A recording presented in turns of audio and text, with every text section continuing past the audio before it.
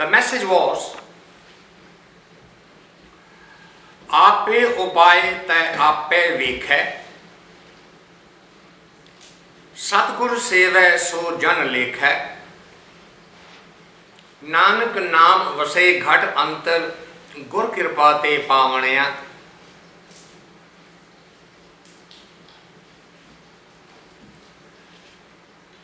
आप उपाय तय आपे वेखै।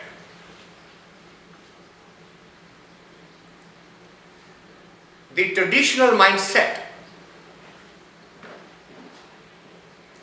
which maintains the duality, which is you are you and I am I. He is he and I am separate from you. I am the one who's doing the prayer and you are the one whom the prayer is done to. This mindset maintains the duality forever and ever. The traditional mindset maintains the duality all the way to the end of life, which says you are you and will remain you, and I will be either in heaven or in hell depending upon what I have chosen in the current life. But we will still remain separate. We will still remain different. The two shall never join hands. And that creates now the fundamental problem in the human consciousness. If I am I and he is he and he is always separate, then I can define what kind of he that is, which is what's going on in the world right now. Moses defined him by his definition, then Jesus came and defined him by his definition, then Muhammad came and defined with his definition. On the east side, Vedas defined by their definition, Buddha defined by his definition, but the duality continued to be reinforced. The definition remained unique, different and separate, which led to the obvious result, the clash between those. Whose definition is better, more clearer, more believable? So much so that Muhammad said, I have defined for the rest of the humanity, no more definitions are needed, because there will be no more Pagambar after me. There will be no messengers coming. I am it. And that led to the further exasperating the situation that was already between the Jews, Christians, Romans, pagans, Egyptians. It complicated the life even more. The very concept that should have made the life easier, better on the planet, made it worse, more painful. Nobody went back and looked at the assumption and say, am I doing something wrong here? If the religion is supposed to elevate the humanity above the basic human instincts, then why it is falling below the animal level even? It's not even at the human level anymore.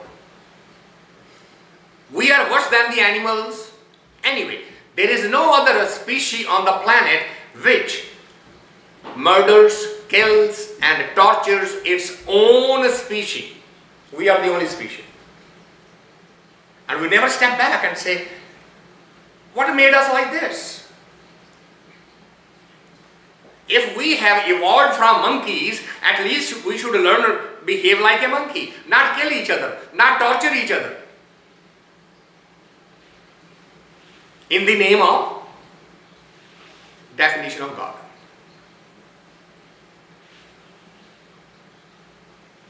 So what is the message?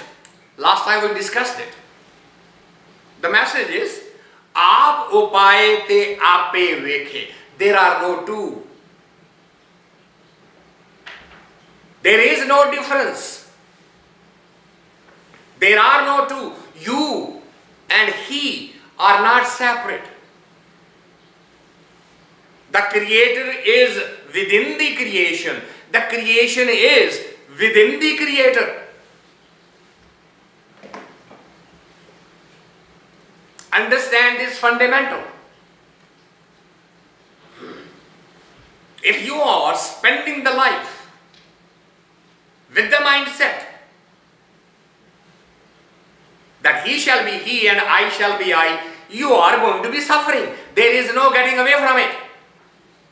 You cannot get rid of the suffering if you are living in duality.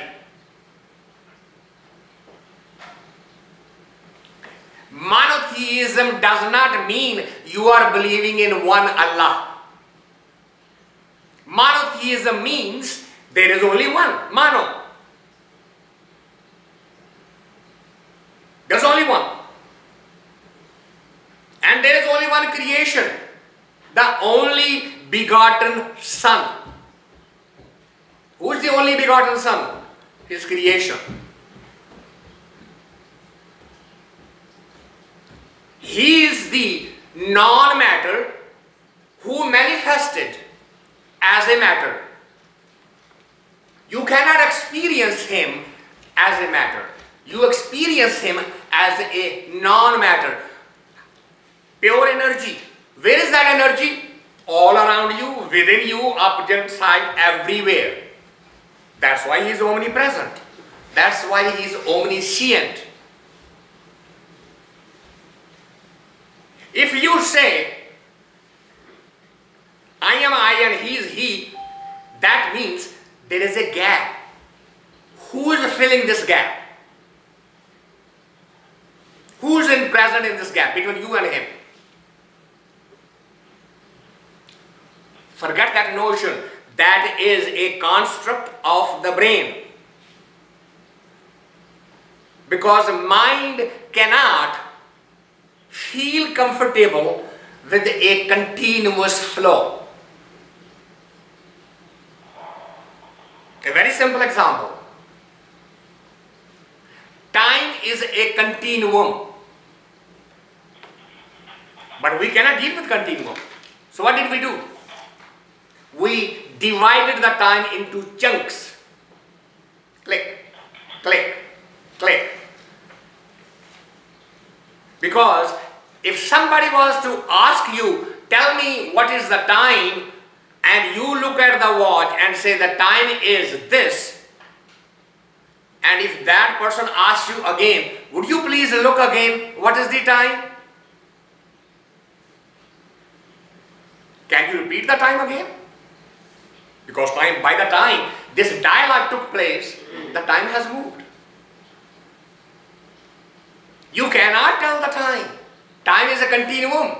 In order to tell the time, you have to actually stop the time.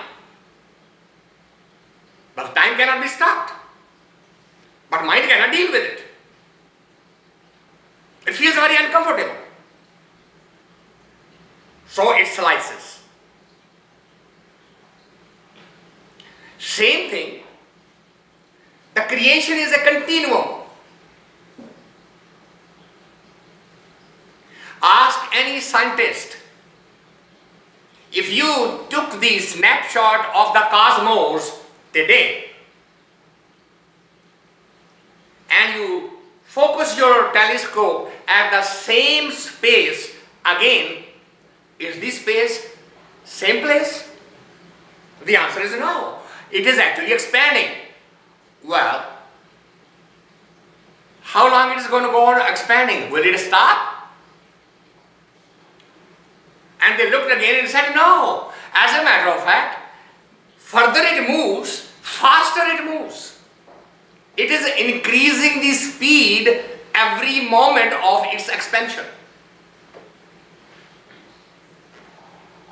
How is the mind going to deal with it? So it is going to say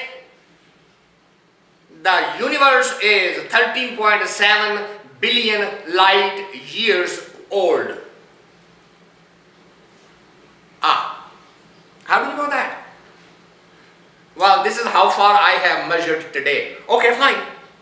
Measure it tomorrow again and tell me, is it the same? No, it's not. Then why have you decided the universe is 13.7 billion light years old? Why have you taken this decision? Wait till you can decide it. What is the shame in saying, I don't know, only he does? But we can't. Our ego hurts.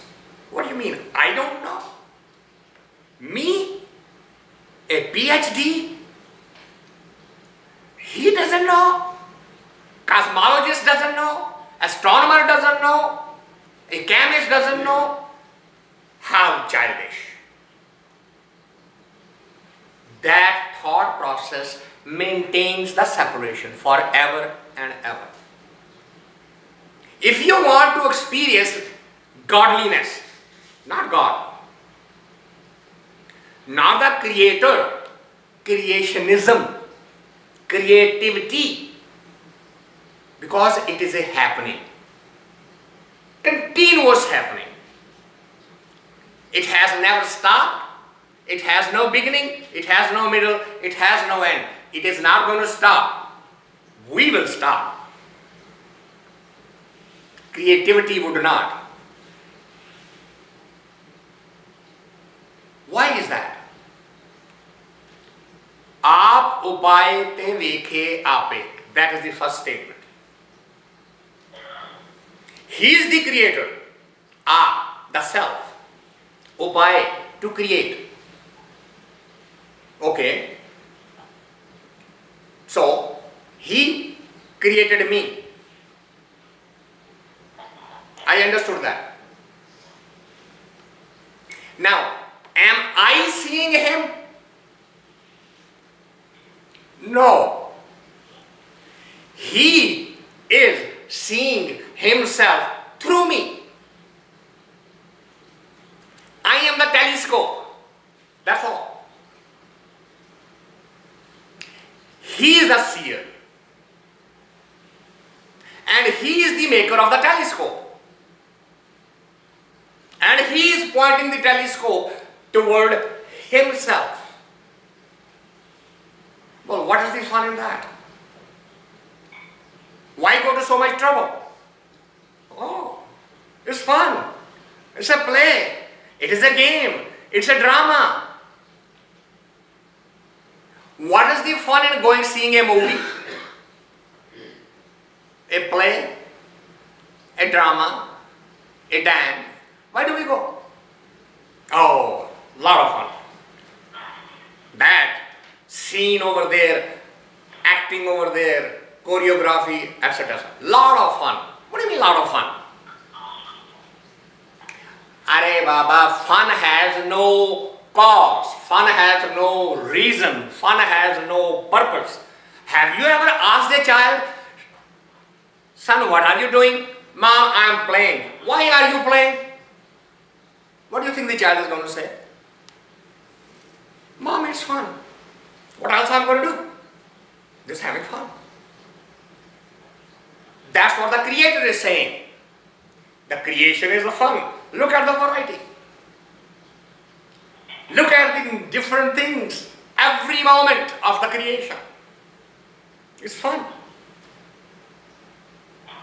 That's why all of the Eastern religions say, see the life as a drama and stop asking the question, why am I here? Game has no reason. A play is a play is a play.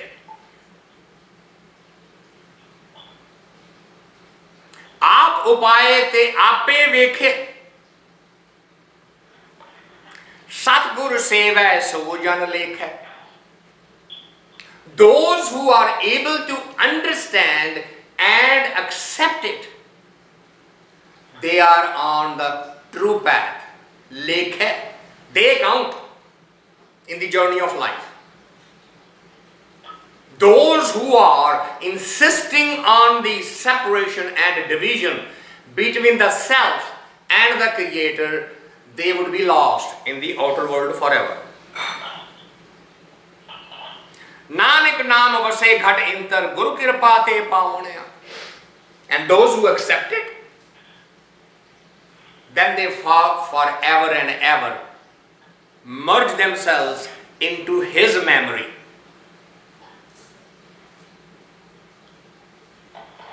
Understand, it is a myth when Judaism, Christianity and Islam claims to be monotheistic religion. It's a myth. They are defining the monotheism completely suitable to themselves. Monotheism defined means there is only one. Then what is this? That is his projection. That is his way of presenting the self in different varieties. In the stone, in the plant, in the birds and animals, in the human, in the planets. That's his presentation. When you look yourself in the mirror, is your face visible in the mirror? Yes. Can you tell, are you seeing the mirror or the mirror is seeing you? Can you separate it? You remember that Jagjeet's ghazal? चेहरे आईने में है चेहरा के चेहरे में आईना, मालूम नहीं कौन किसको देख रहा है.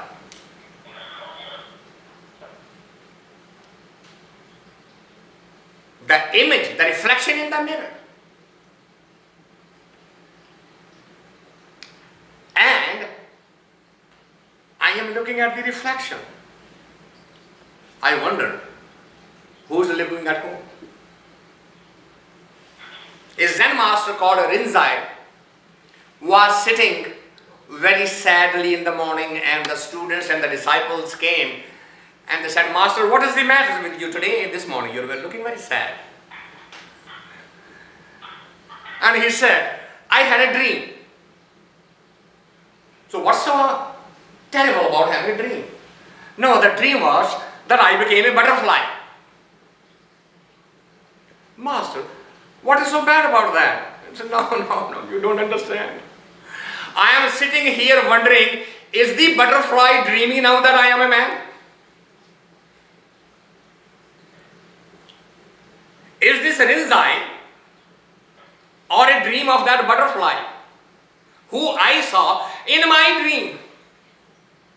What if that butterfly is dreaming right now and thinking, she is a Rinzai? How do you separate it? You cannot. Because the dreamer and the dream cannot be separated.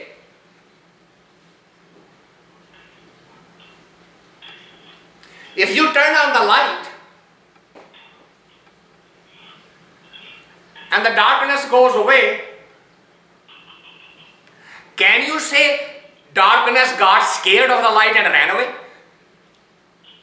Can you say that?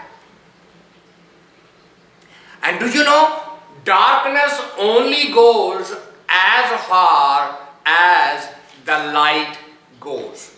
It just stays right on the corner. If you don't believe me, drive in a dark night with your lights on and see what happens to the darkness. It moves back with your speed because your light will cover certain length. It's not scared of the light. It's just going away. only that far as far the light is. Why?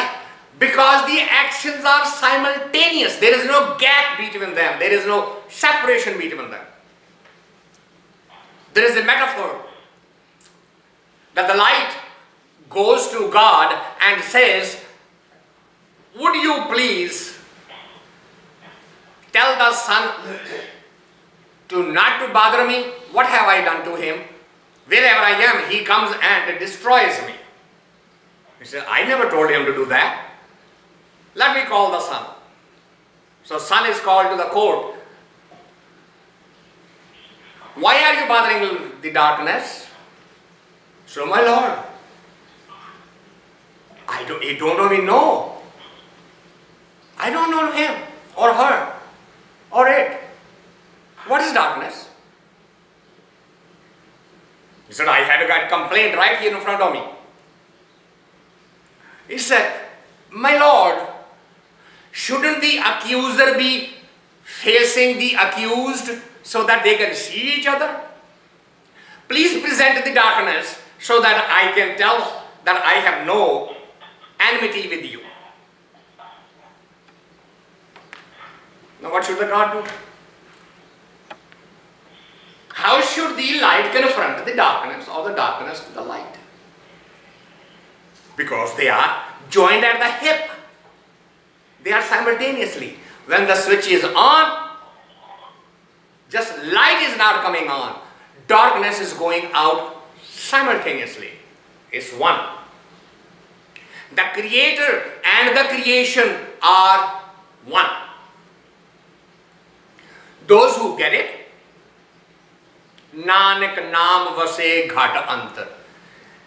They internalize this, ghat antar, inside you. This is no more a mind gymnastic. It's no more play with words. It's no more linguistic jugglery. It is a feeling right here. Nanak naam vase ghat antar. That this thing goes inside, deep inside. Gur kirpa te paavni-aa. That is His grace. That is His blessing. That is His gift to the creation. The creation that can at least recognize, accept that I am just His manifestation, His presentation. I am not the doer. Aap upaa-i-aa. He is the doer. And he is the sufferer. Or he is the gainer. Or he is the enjoyer. I am just a means. Why don't we see it so clearly? What is so esoteric about this? It makes perfect sense. You say, now hold it. Not that easy. Why it is not that easy? The next hymn describes that. So I spent this time to create that link between the first hymn and the second hymn. Here is the link. Maa-i-aa mohay jagat sabaa-i-aa. Here is the problem. The creation is not just by itself. There is an element of magic, illusion. Every magician knows how the effect is created, but the observer, how did he do that? Can't figure it out. My God, such a large element like elephant was standing right here now and it disappeared. Where did it go? How could he hide it? I can't figure it out, but he does. He knows how he created that illusion. I saw a television show in which somebody made the Statue of Liberty in New York Harbor disappear. Live camera, television, helicopter, planes, trying to see how does he do it. Couldn't catch him. Illusion, which appears to be true, but yet is an illusion. Same thing is happening to the humanity. Same thing is happening to the mind. It cannot differentiate between the reality and the illusion. It doesn't have that capability. It is a scientifically proven fact. This is not as a science will say, oh, this is just religious mumbo jumbo. It's not a mumbo jumbo. It is proven in the lab. How did they prove it? They showed a simple pencil to the object.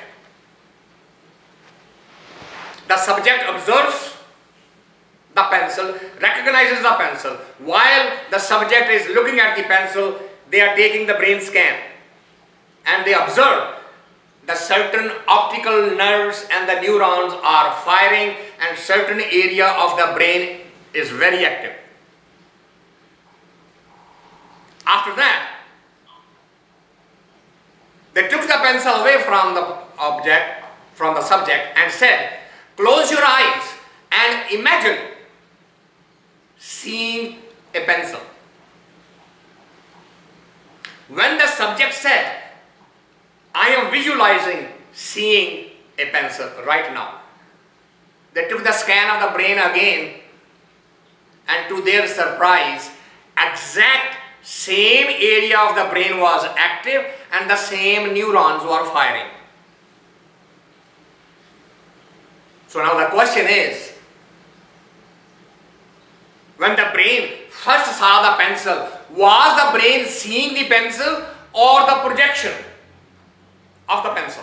Was it the reality or the illusion? How will you separate? The brain has no capacity. All hypnotists use this fact to hypnotize you. They tell you, imagine this thing happening. And you close your eye. The moment you start imagining, you are under their control. That's called Maa-i-aa. That's called illusionary nature of the physical world. And when you see the physical world, the next thing follows. And that's moha. Maa-i-aa, moho, jagat, sabaa-iaa. Sabaa-iaa means the entire, everything. Moha means attachment. When you see the illusion, the next thing follows, your attachment with the illusion. Because as far as you are concerned, it's a reality. Why wouldn't you be attached with it? It's a reality. This is my daughter. Why would I call it an illusion? It's a reality. So I'm attached. Even though the brain cannot see the difference, because I can see the same daughter just by closing my eyes, and the daughter may or may not be there, I am seeing her. But the attachment follows. When the attachment follows, the illusion starts appearing to be real. The magic becomes real. And that magic is applicable Tragul deeseh mohay maya. 3 levels. Tamo rajo sato. 3 levels of existence. Focus on the self, first level. Focus on the surroundings, second level. Focus on the entire world, the third level. Regardless of what your mindset is, whether you are focused on the self, or you and your family and friends, or the country and the nation and the world, it doesn't matter. The illusion is the same. Regardless whether you are a Christian, Jew, Buddhist, Muslim, Sikh, Hindu, doesn't matter. Tragul deeseh mohay maya. Everybody is in trap of that attachment. Gur parsaadee ko virlaa, boojhai, cha-uthai, laavani-aa. It is only with His grace that some of the creation is able to understand, accept, and live with this hypothesis. Majority, it slips away continuously. You and I, you and I, you and I. You are separate, I am separate. You are separate, I am separate. All we see is the differences. We have become incapable of seeing what is common. It's almost like a woman is wearing a necklace and all you see is the pearls in the necklace. And the thread that's keeping the pearls tied together disappears. Nobody even remembers that the pearl is only there because there is a thread. But thread is not visible. Focus is on the pearl.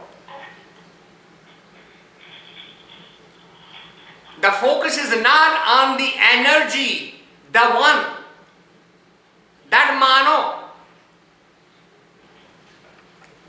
Focus is not that. So much so, we are gone away from that focus so far that we have divided him amongst ourselves. My God, my Jehovah, my Allah, my Ram, my Buddha. Give it a different label. Fight over the label that I gave. Fight over that label and kill each other. Because focus is not on the one. For everyone, even those who are universal. Mother Teresa is treating sick and disabled children in the slums of Calcutta, but she also only sees Jesus. She cannot see Muhammad or a Buddha or a Moses. It is in the name of Jesus. She is a true representation of living the Satoguna, thinking of the universe.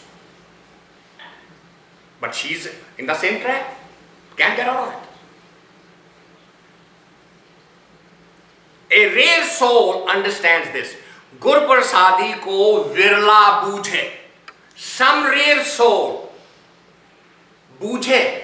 Bujharat means a riddle. It's not a mystery that cannot be solved. It's a riddle. It's a puzzle. And you can solve it. It's solvable. And those who have solved it, then they free themselves of the bondage of the three levels. And they rise above and go to cha-uthai laavani-aa. They go to the fourth level, which has no name. It's just the fourth level. The three levels have name. Rajo, Tamo, Sato. But when you transcend all three, there is no name of. It cannot be labeled. It's beyond the language. How vaaree jee-o Maa-i-aa mo shabd jalaavani-aa. Maa-i-aa mo jalaay so har se chit laa-ay har dar mahlee so paavni-aa rahaa-o. This is possible only when you accept and agree to surrender the self, to surrender the ego, to surrender how may, ego. So long as you are focused on the I, you will be separate from him. And so long as you are focused on the I, you would not be able to experience him. The only way to experience that creativity is shift the focus. I belongs to the outside. You have to use I when you are dealing with the outside. And that's where it ends. If you are dealing with him, I disappear. You cannot address I. He already knows. When you go, I, so and so, the son of so and so, or daughter and so, present you with this gift. How naive. Don't you think he already knows? Doesn't he know your name?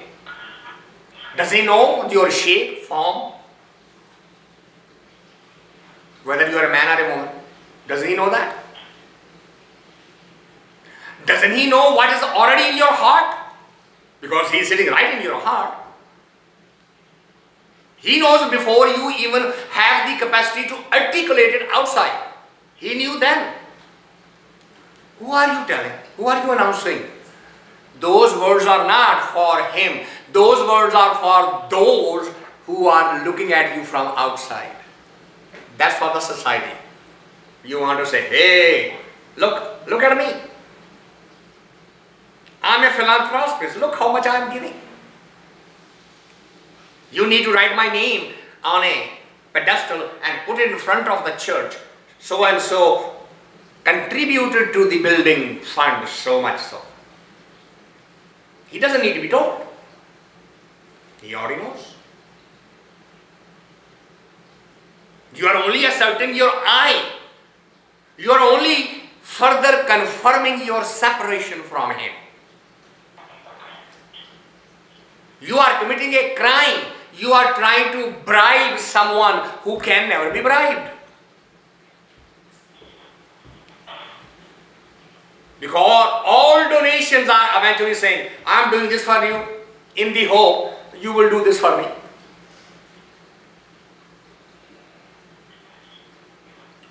What do you call a bribery? Right? You go to an officer and say, I have this work. He says, well, yeah, I'll do your work. This is how much it's going to cost you. Here it is. Do my work. Isn't that exactly what we are doing with God, the Creator? It is a riddle. Solve it. Understand it. Go beyond the boundary of these three levels of existence. Step into the fourth. And if you step into the fourth, the very first gift you will get is the problem you got. What was the problem you got? Maa-i-aa, mohay. Illusion creates the attachment. The first moment you get out of the attachment, what is your gift? Maa-i-aa, mohay, jalaay. Attachment thread is burnt. Jalaay literally means it's burnt. It's gone. The hold of the illusion.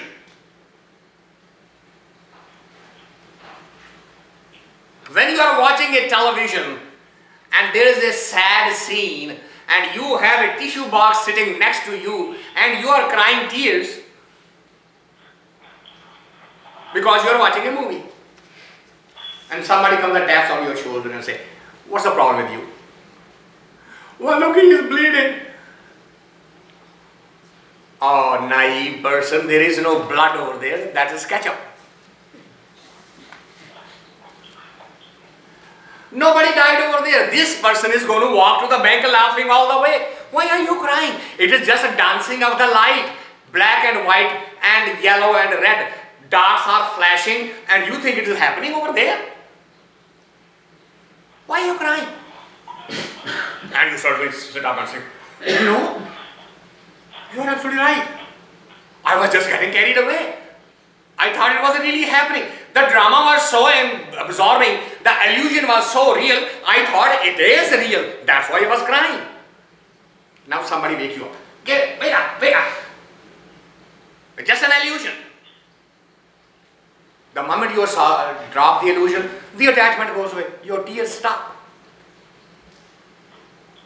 And if there is nobody to wake you up, you will continue crying. Not only that, you will come and tell your friends, go see that movie, and by the way, take a tissue box with you.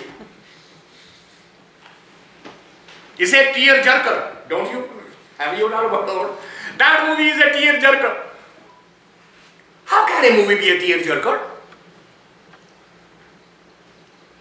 It is a tear jerker because you are giving the value to that scene that does not belong. You are projecting a reality over an illusion. You wake up, the attachment drops. Maa-i-aa, mohay, jalaay, so har se chit laay, tar mahlee so paavni-aa. Then when the illusion drops, now you start developing the capacity to watch the world as a drama.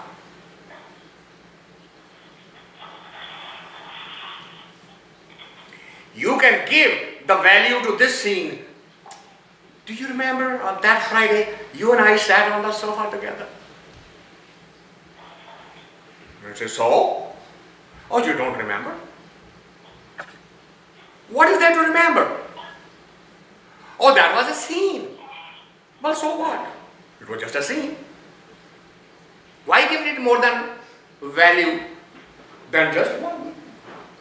We travel on a bus, we travel on a train, we travel on a plane, we sit next to each other.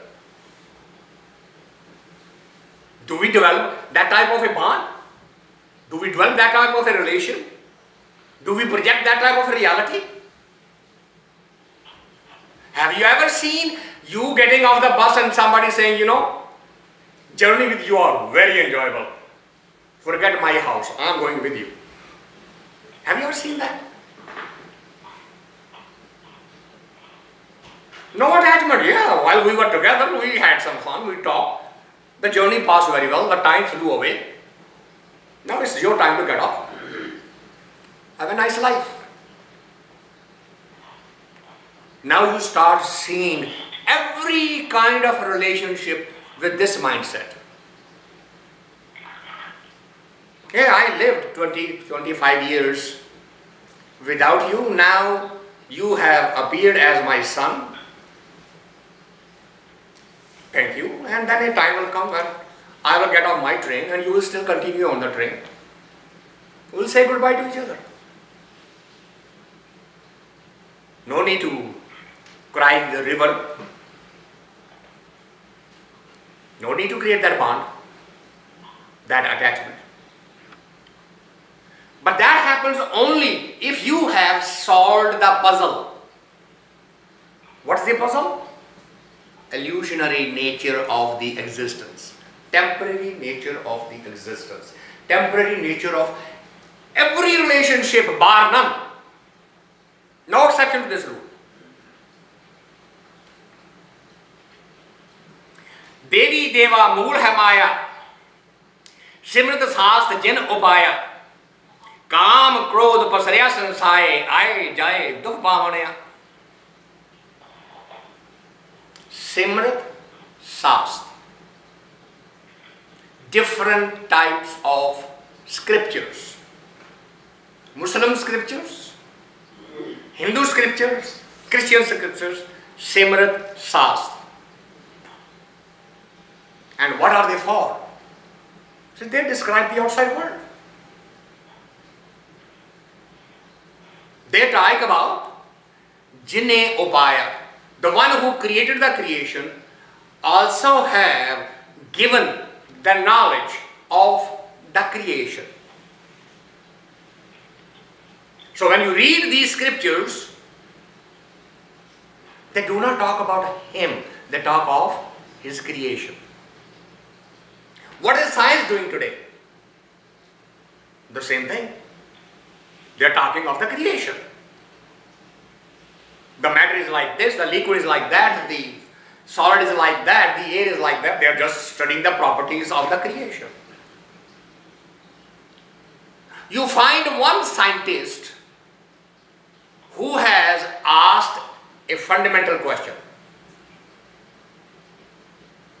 Why is the light traveling at 286 miles per second and sound only 720 miles an hour? Who decided these numbers and why? What is the foundation? Why the H2O is wet but the iron is not? Who decided that? That when I join two hydrogen molecules to one molecule of the oxygen, it is going to become a liquid. It's neither going to look like oxygen nor like hydrogen. Have you found that in the nature anywhere? Man and woman meet, they create another man, another woman with similar characteristics. But hydrogen and oxygen meet, the water is neither like the hydrogen nor like the oxygen. Has any scientist asked this question? Why? And who decided it? And what was his criteria of decision that these elements will become like this and they will behave like that? The water boiled becomes the vapor. Iron boiled becomes the carbon. Why? Why the heat does not turn everything into vapor? Has any scientist asked that question? Bother answering it? But they are yelling at the top of their voice. Do you know 40% of the world population today do not believe in the existence of God? Okay, does it make a difference to him? Is he going on a hunger strike because 40% of the people don't believe in him? Has he stopped the air or the water flowing? Does it make a difference to him whether you believe in him or not? Does it bother you if anybody says, Karen, you are not even a woman? Does it bother you? You know I am a woman, end of discussion. What the other think, how does it matter? And if it doesn't matter to you, would it matter to him? If the half of the creation says you don't exist and half of the creation says you do exist, does those who say you exist make him real? And does those who say you don't exist make him disappear? What's going on? All a part of the illusion.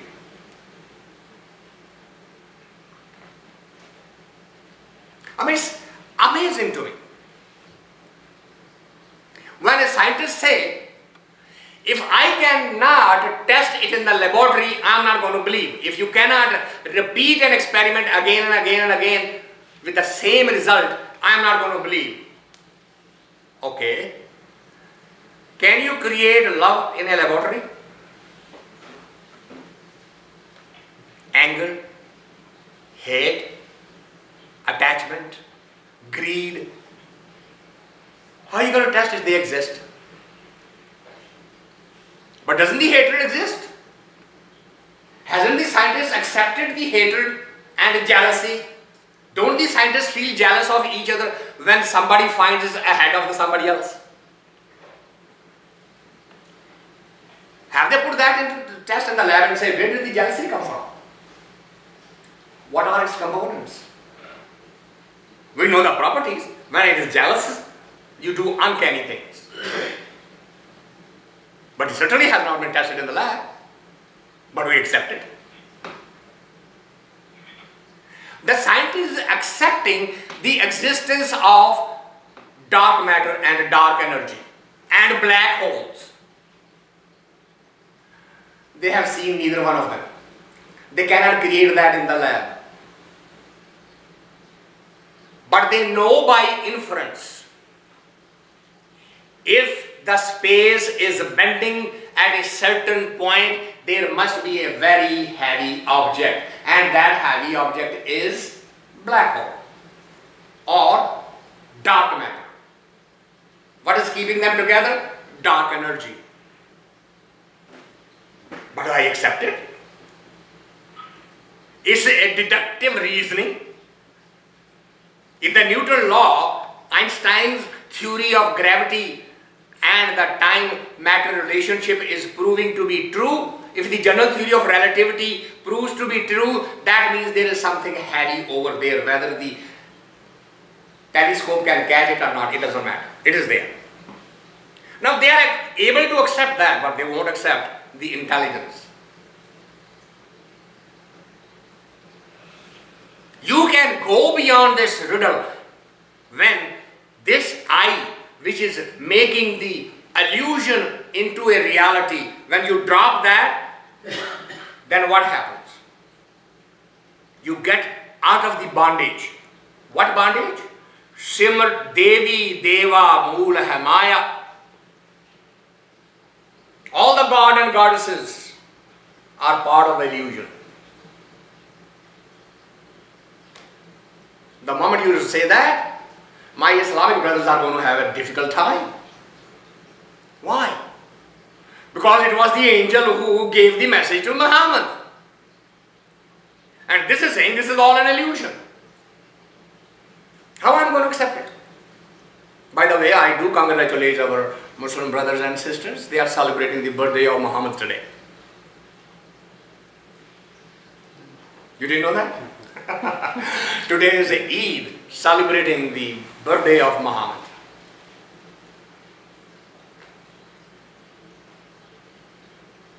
Devi Deva Mool hai Maya. They are part of the illusion. All the God and goddess, concept of God and goddesses is part of the illusion, not a reality. The Christian brother are going to also have a difficulty with this. Why? Well, there is a Father, there is a Son, and there is a Holy Spirit in the middle. And if I tell them this is a part of the illusion, they are going to say, okay, fine. You said it now. Now present your neck because you are going to be strung. They will have difficulty with this. But if you don't get out of this, you cannot understand the nature of the creation or the creator. You have to free yourself from Simrat Saas Jine Upaa-i-aa.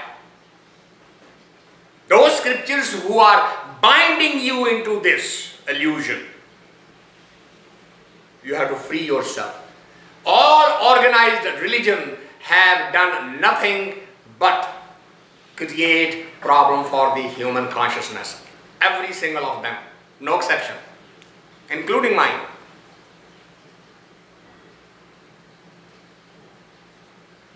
Because they enforce what? Kaam, Krodh, pasri-aa, sansare.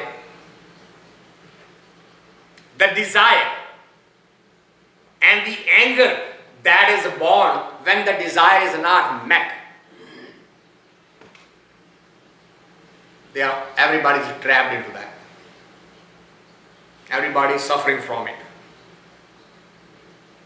Kram Krodh pasri-aa sansare, aay, jaa-ay, dukh paavni-aa. Then what happens? The cycle of death, life, death, birth continues. The moment we say that, all three scriptures are going to stand up and say, that's all nonsense. There is only one birth. Ah. How do you know that, sir? There is only one birth. Scripture says that.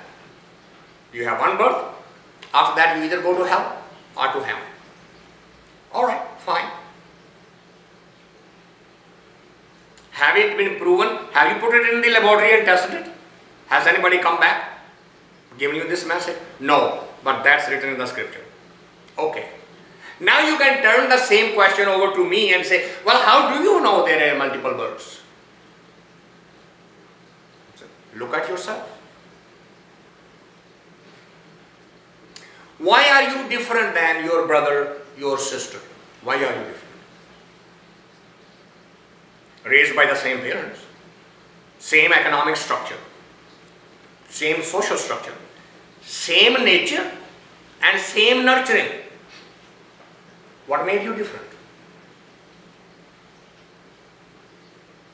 If you can find the answer to that without bringing in your past birth memories with you into this life, I would like to hear your explanation. Because close to 6.5 billion people around the planet and none of them are alike. No matter. Even if they are Siamese twins, if they are conjoined twins, if they are natural twins, they are different. Why are they different? Very simple answer from me. This soul brought a memory from the past that's different from this soul which brought the memory from the past. Those memories are different, they are manifesting here as different. I rest my case. Either give me the counter to this or accept my explanation. Which is what is saying here. Kaam Krodh pasri-aa sansare, aay, jaa-ay. Come and go. Come and go. Well, what's so wrong with that? So, well, here is the problem with that. Aay, jaa-ay, dukh paavni-aa. The life is not based on just happiness. just enjoyment, just blissfulness. Every tear and every smile are joined. Happiness and sadness are joined. Youth and old age is joined. Aging and born is joined. You get nothing as a single entity. Now, if it is okay with you that you want to live the life of tears and smiles, then you don't need to solve this puzzle. Continue. You will continue coming and going. If that's okay with you, forget what we said. But if you say, I had enough of tears and enough of, I have eaten everything I wanted to eat, tasted everything I want to taste, I have worn everything I want to wear, I have enjoyed the life, I have raised its family, I have raised the children, I am done. Now I want to live in a complete, perfect, blissful world. And that belongs to Him. Where there is no two, there is only one. तिस विच ज्ञान रतन एक पाया, गुर प्रसादी मने वसाया, जत सब संजम सच कमावे, गुर पूरे नाम थे आवने. Once you go there, then what happens? This which jnana ratan. You get a valuable diamond, ratan. What is that valuable? Gyan, the awareness about the reality. You get the awareness. Now you know the difference. You will notice a friend of a magician will never go to see his live show because he knows all the tricks. It's no more fun. As a matter of fact, I have seen the friends fighting with each other because somebody said, oh, this movie has this ending. No, you cannot go to see the movie because the ending is already known. Why did you tell me that? I can't enjoy it anymore. You've seen those fights, those arguments. You destroyed that for me. Wait, don't tell me. I want to see it for myself. Otherwise I won't enjoy it. Lack of awareness gives to the excitement. The awareness, the gyan, puts the mind at ease, quiet, peaceful. I already know it. Been there, done that. It's okay. This which jnana ratan ek paaya, gur prasadi mane vasaa-i-aa. When you get that awareness, then He starts showing you from within. He starts appearing from within. Now you are not looking for Him outside. You turn inward. And that leads to jat sat sanjam sach kamave gur pure naam te aavane. Then suddenly you develop the urge to live the life that enhances that experience because you have tasted something better. Then you live the life of jat sat sanjam, the truthfulness, the control in life. The definitions of contentment become very clear to you and you start living in His memory. Pay-ee-arhai than bharam bhulali, duje lagi fir pashtani, halat pal dove gavaa-ay, supne sukh na paavni-aa. Pay-ee means the house where you grow up, parents' house. The child can do whatever he wants in the parents' house. But the child doesn't have control over what goes on in the in-laws' house. The parents' house creates certain paradigms, certain mindsets. Any woman who insists on carrying that paradigm into the marriage life will suffer because she has to understand the paradigms of the in-laws' house and run the life according to that. If she wants to run the life according to the parents' house, suffering is a must. That's what's going on in today's life.